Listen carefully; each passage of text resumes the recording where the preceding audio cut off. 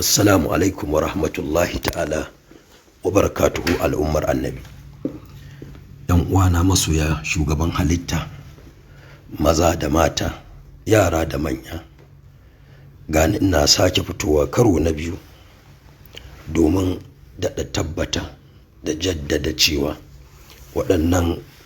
maganganu waɗanda suka jawo cece-kuce wanda suka fito daga bakina game da ma'aiki sallallahu alaihi wa sallam, cewa lallai na janye su, na kuma janye su tare da roƙon ubangiji ya sanya haka ya zama silar rahama da gafara da jin kai gare ni da dukkan al'ummar annabi masoyansa baki ɗaya, ya kuma ƙara wa wannan shugaba namu sallallahu alaihi wasallam ɗaukakar daraja da ƙarin makami